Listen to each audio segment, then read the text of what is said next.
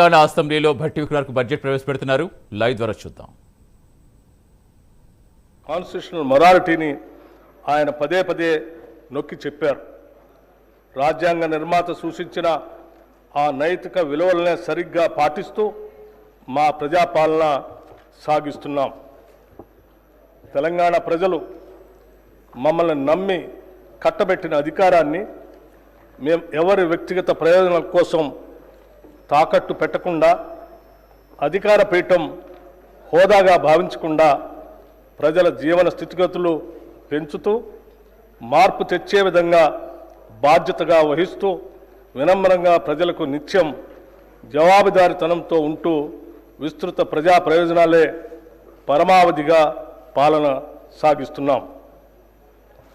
దశాబ్ద కాలం పాలనా వ్యవస్థల విధ్వంసం, ఆర్థిక అరాచకత్వంతో కూడిన పాలనతో ఛిద్రమైన తెలంగాణ పాలనా ఆర్థిక వ్యవస్థల్ని గాడిలో పెడుతూ తెలంగాణ తాత్కాలిక దీర్ఘకాలిక ప్రయోజనాలు లక్ష్యాలను దృష్టిలో ఉంచుకొని మా ప్రభుత్వం నిరంతరం పనిచేస్తుంది. నిజం కూడా ప్రతిరోజు ప్రచారంలో ఉండాలి. లేదంటే అబద్ధం నిజంగా మారి రాష్ట్రాన్ని, దేశాన్నే కాదు ప్రపంచాన్ని కూడా నాశనం చేస్తుంది. ప్రభుత్వం చేసే ప్రతి చర్యలో శంకిస్తూ నిరాధారమైన విమర్శలు చేయడమే కొందరు పనిగా పెట్టుకున్నారు. సోషల్ మీడియాలో, సొంత పత్రికల్లో అబద్ధపు వార్తలతో ప్రజలను మోసం చేస్తున్నారు. ఇటువంటి విమర్శలను సమర్థవంతంగా తిప్పికొడుతూ వాస్తవాలను ఎప్పటికప్పుడు ప్రజలకు తెలియజేయటం మా బాధ్యత. నిజం ప్రజలకు చెప్పకపోతే స్వార్థపరులు ప్రచారం చేసే అబద్ధాలే నిజాలుగా భ్రమించే ప్రమాదం ఉంది. అందుకే ఎప్పటికప్పుడు సత్యాలను ప్రజల ముందు ఉంచుతూ ముందుకు సాగుతున్నాం. రాష్ట్ర ప్రయోజనాల దృష్ట్యా సమాఖ్య స్ఫూర్తిని మా ప్రభుత్వం కొనసాగిస్తుంది.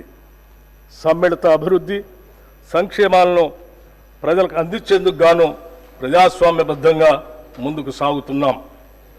అభివృద్ధి, సంక్షేమం, సుపరిపాలన అనే 3 అంశాలతో తెలంగాణ నమూనా నేడు దేశం మొత్తానికే ఆదర్శంగా నిలిచే విధంగా కృషి చేస్తున్నాము. అధికారంలోకి వచ్చిన తొలి ఏడాదిలోనే గత పాలకులు సృష్టించిన సవాళ్లన్నింటినీ ఎదుర్కొని మా ప్రభుత్వం పరిపాలనా సత్తాను చాటుకుంది. అయితే అదే సమయంలో లోక్సభ ఎన్నికలు రావడంతో ఎన్నికల నియమావళి అమల్లో ఉన్నందున అభివృద్ధి పనులకు కొంత విరామం ఏర్పడింది. తెలంగాణ రాష్ట్ర దీర్ఘకాలిక అభివృద్ధి లక్ష్య సాధనకు మా ప్రభుత్వం కట్టుబడి ఉంది.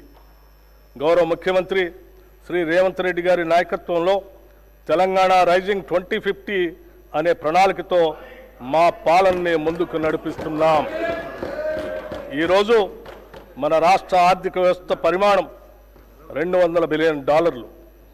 రాబోయే 10 ఏళ్ల కాలంలో దీన్ని 5 రెట్లు అభివృద్ధి చేసి $1000 బిలియన్, ట్రిలియన్ డాలర్ వ్యవస్థగా రూపాంతరం చెందే దిశగా మా కార్యాచరణ ఉంటుంది.